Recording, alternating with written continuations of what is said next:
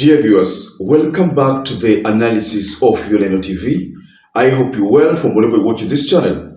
I would like to start this session by appreciating you so much for making this channel grow. If you wish to support us, just subscribe to our channel and give this video a like.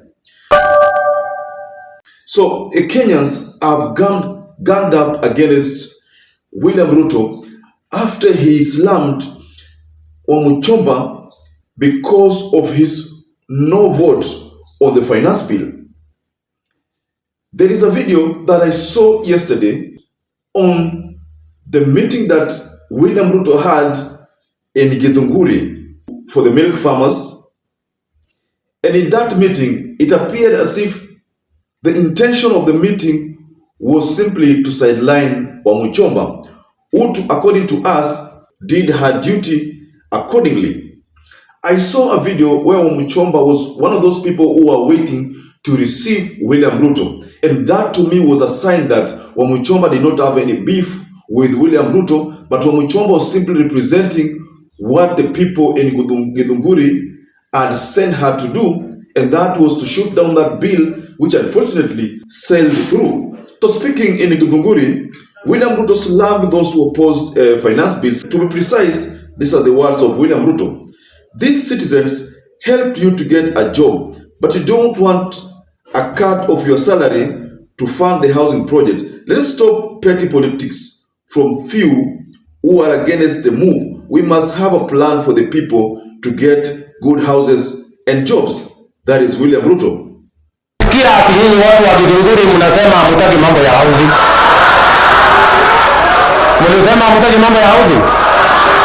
Hayo mengi na machache, na washukuru sana wakulima wangu, asanteni sana kwa kunishikilia, asanteni sana kwa kuniombea, na mimi ninaapa ya kwamba nitafanya kazi yangu kama mjumbe bila kuogopa na bila kuingiza baridi. Asanteni sana. However, William Ruto's remarks on Githunguri, member of parliament, WAMUCHOMBA, did not sit down well with Kenyans. Most people did not like those remarks. So many Kenyans across political divide told of William Ruto for what they term as dictatorship.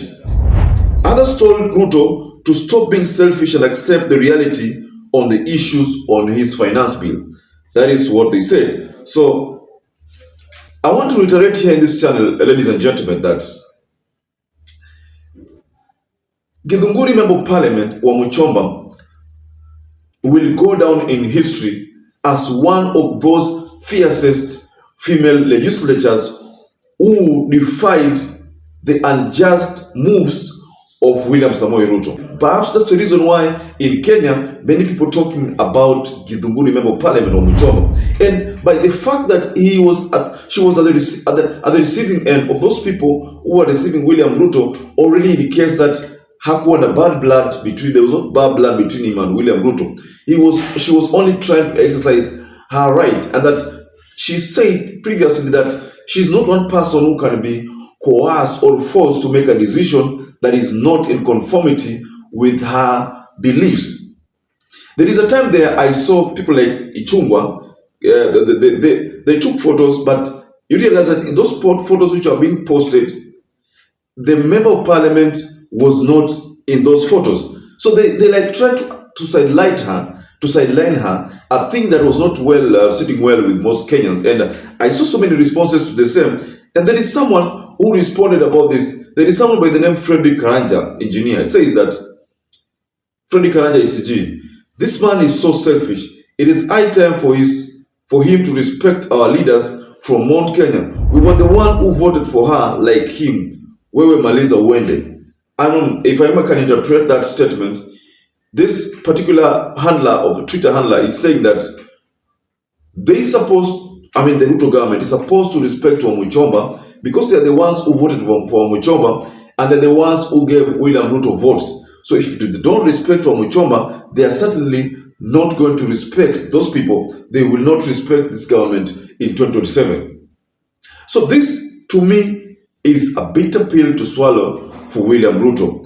GACHAGUA or continual fighting on WAMUCHOMBA will be his political downfall within the Mount Kenya.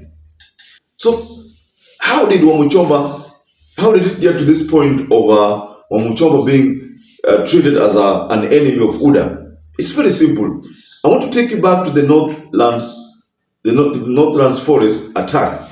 Wamuchomba is one of those people who came out publicly and denounced that move and said that the Mount Kenya leaders should respect the Kenyatta family. That is where this beef started.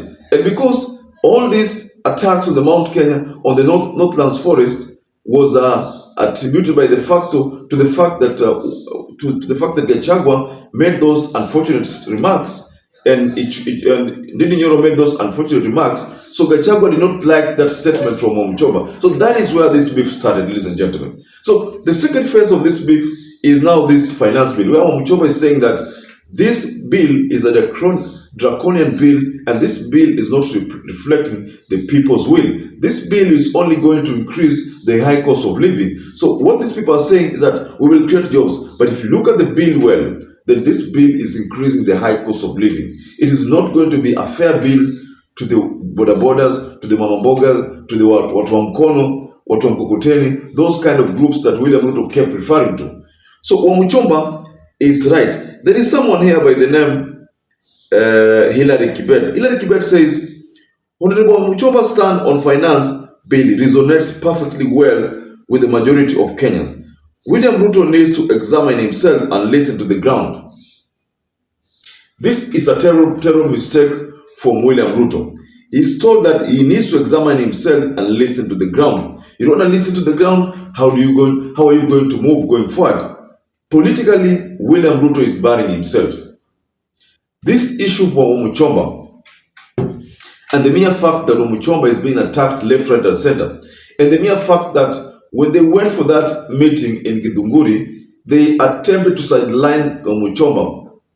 Even in those photos which were taken, Wamuchomba was not featuring in the photos which were posted. That is a sign that they were merely trying to ignore her.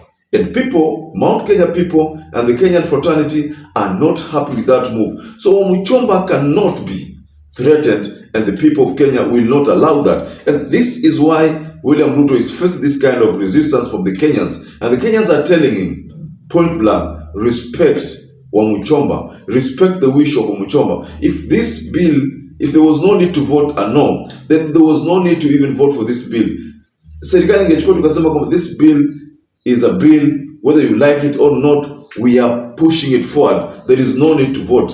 Wamuchomba just exercised her political right by choosing a direction that her people wanted her to choose, and her people wanted her to vote a no. So that is what she did. She simply responded to the people's wishes, and the people's wishes is that this finance bill was a draconian kind of bill and should not be given chance to sail through. So she voted no. So there is nothing wrong with Wamuchomba's move, ladies and gentlemen. Can you tell us below the comment section whether you think this move by Wamuchomba is not good according to you? But either way, whether you feel it's good, whether you feel it's not good, either way, just tell us what you think about this, and I'll be glad to go through the comment, and I'll be glad to respond to that comment, ladies and gentlemen. I would like to rest my case there, but until you catch up again for another analysis, please stay safe and stay blessed.